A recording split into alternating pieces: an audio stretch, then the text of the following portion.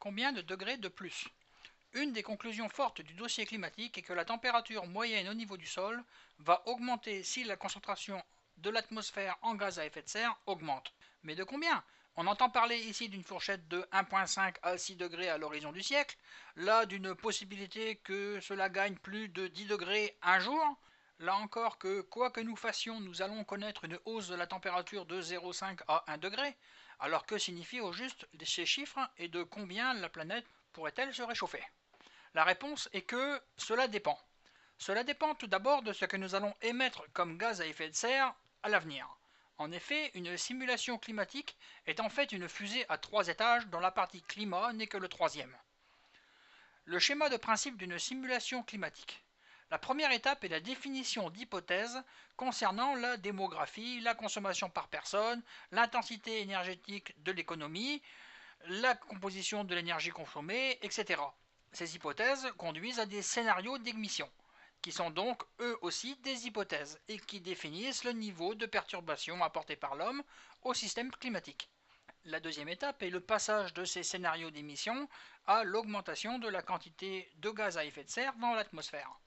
C'est seulement au niveau de la troisième étape qu'intervient le modèle de climat proprement dit, qui va donner la modification du système climatique par rapport à son état normal. Notez enfin que, en retour, la modification du climat va agir sur la concentration des gaz à effet de serre, affaiblissement des puits et sur les émissions à travers les conséquences sur notre espèce. Le système est donc complètement asservi. Par la force des choses, le résultat à l'arrivée dépend donc des scénarios d'émission. Cela n'a pas de sens de mentionner une élévation de température donnée sans faire référence au scénario d'émission qui va avec. C'est peut-être un peu compliqué, mais c'est comme ça. Avec les modèles utilisés par les physiciens et les scénarios retenus, la fourchette des valeurs les plus probables est alors de 2 à 4 degrés en chiffres ronds, mais il faut bien comprendre ce que cela recouvre. Voici les prédictions de l'augmentation de température moyenne de surface entre 1990 et 2100 selon les scénarios. Chaque scénario d'émission à gaz à effet de serre désigné par un sigle A1B, B1, etc. et a une couleur différente et correspond à des hypothèses différentes. Pour une couleur donnée, donc pour un scénario donné, la ligne continue donne la valeur la plus probable de l'élévation de température de 2000 à 2100. Cette valeur la plus probable est en fait une moyenne intermodèle. Le nombre de modèles concernés est indiqué avec le nombre de la même couleur que la courbe du scénario. Par exemple, le scénario A1B en vert conduit à une élévation de presque 3 degrés en 2100 en valeur la plus probable.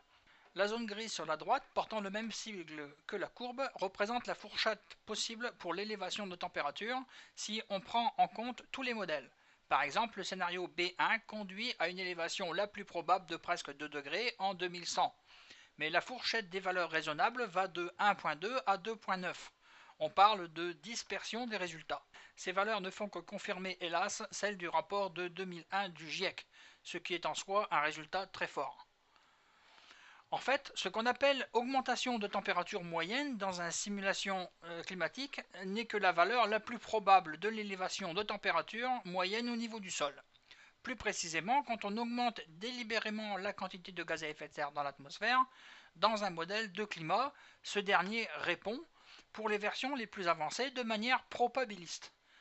Ce qu'il dit en clair, c'est que pour tant de gaz à effet de serre en plus, il y a une probabilité de X% pour que la température moyenne de 2100 augmente de 1 degré, au moins. Une température Y% pour que la température moyenne de 2100 augmente de 2 degrés au moins, etc. Bien sûr, cette probabilité est de 100% pour une fraction de degré. La probabilité pour que la température moyenne augmente d'au moins 0,5 degrés d'ici 2100 est de 100%. C'est un événement certain dans tous les cas de figure. Il devient nul pour une élévation de température suffisamment élevée. La probabilité pour que la température moyenne augmente d'au moins 10 degrés d'ici 2100 avec les scénarios B1 est de 0%. C'est un événement impossible dans tous les cas de figure. L'encadré ci-dessous précise un peu cette approche. Pardon pour ceux que le terme distribution des probabilités rebute. Les graphiques ci-dessus donnent pour deux scénarios, B1 et A1B, les distributions de probabilités fournies par les modèles pris en compte pour l'élévation de température moyenne à l'avenir. Les courbes orange de gauche, une courbe par modèle, concerne l'élévation de température en 2020-2029 par rapport à 1980-1999. Les courbes rouges de droite, une courbe par modèle, concerne l'élévation de température en 2090-2099 par rapport à 1980-1999. Ces courbes s'interprètent de la manière suivante. Pour chaque modèle, une courbe, l'élévation de température la plus probable est celle du sommet de la courbe. Quand la courbe touche le zéro, c'est que l'événement devient impossible. Par exemple, aucun modèle n'envisage une élévation de température moyenne supérieure à 5 degrés en 2100, pour le scénario B1. Pour chaque valeur t de l'axe horizontal, la surface sous la courbe jusqu'à la valeur en question donne la probabilité que la température moyenne soit au plus t. Ainsi, pour le même scénario B1, l'élévation la plus probable est d'environ 2 degrés, mais il y a une probabilité non nulle que ce soit 3 degrés pour un certain nombre de modèles, et même 4 degrés supplémentaires restent possibles pour l'un d'entre eux. NB, aucune de ces simulations ne sont couplées avec le cycle du carbone. Si nous mettons cette élévation possible au XXIe siècle, avec les températures du passé proche, une chose est manifeste. Dans tous les cas de figure, l'évolution de la température est extrêmement brusque, voire brutale ci-dessous, par rapport aux évolutions naturelles.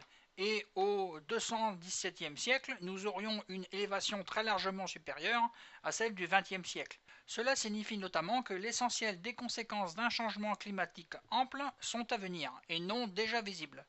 La question majeure est bien de savoir comment éviter de prendre quelques degrés, non de savoir si l'homme est responsable à 23,5% ou à 38,3 degrés de ce qui s'est passé au XXe siècle. Mise en perspective de la température reconstituée ou mesurée, de l'an 1000 à l'an 2000, et des élévations possibles au XXIe siècle. En fait, ce qui est représenté n'est pas la température moyenne de la planète, mais la différence de cette température moyenne avec la moyenne de l'année 1990. Par exemple, en l'an 1860, il a fait 0,5 degrés de moins, moyenne mondiale, qu'en 1990. La température des années 1000 à 2000 est matérialisée par la courbe rouge. La zone grisée représente la marge d'incertitude pour les périodes anciennes, pour lesquelles les températures ne sont pas mesurées. Il n'y avait pas de thermomètre partout à ces époques, mais reconstituées à partir de prélèvements dans la glace, des fonds marins, des coraux et des troncs d'arbres. Pour les années 2000 et au-delà, le graphique représente la réponse donnée par les modèles, en fonction des scénarios d'émissions de gaz à effet de serre pour le XXIe siècle. Chaque courbe de couleur correspond à un même scénario appliqué à un ensemble de 15 modèles différents et dont on a représenté la moyenne, tous modèles confondus. L'enveloppe marron matérialise les extrêmes, c'est-à-dire l'écart entre la plus petite élévation pour les émissions les plus faibles et le modèle le moins réactif, et l'élévation maximale obtenue avec le scénario O pour les émissions et le modèle le plus réactif. Attention, ce graphique date du rapport du GIEC de 2001, et les couleurs et les scénarios ne sont pas les mêmes sur les graphiques du rapport de 2007. Pas terrible, question cohérence. Dans tous les cas de figure, l'évolution est beaucoup plus brutale que ce à quoi la variabilité naturelle du climat nous a habitués. Et ces projections ne tiennent pas compte du possible dérèglement du cycle du carbone. Et que se passe-t-il au-delà de 100 ans? Le climat célèbre-t-il l'année 2100 à sa manière en retournant à l'état normal? Malheureusement, non. Les gaz à effet de serre ont une durée très longue dans l'atmosphère et donc la perturbation du climat que nous avons mise en route va se poursuivre pendant des milliers d'années de toute façon, avec par contre une ampleur qui dépend encore de ce que nous allons émettre comme gaz à effet de serre au cours du XXIe siècle, comme le graphique ci-dessus le montre bien. Et hélas, même en cas de suppression totale des émissions demain matin, les concentrations et donc l'effet de serre lié à ces gaz que nous avons mis dans l'atmosphère ne décroîtraient que très lentement, et même avec une hypothèse aussi extrême, nous ne retrouverons pas le niveau pré-industriel avant des dizaines de milliers d'années. En conséquence, le maximum des températures n'est atteint que bien après que le maximum des concentrations de gaz le soit, et les valeurs atteintes en 2100 pour les divers scénarios d'évolution ne représentent que 50% environ du maximum absolu à venir ultérieurement. Voir le schéma ci-dessus. Ce graphique représente selon la concentration de l'air en CO2 au moment où cette dernière cessera d'augmenter, nous sommes actuellement à 380 et nous sommes partis pour bien plus, la fourchette d'élévation de température en 2100 comparée à la fourchette à terme.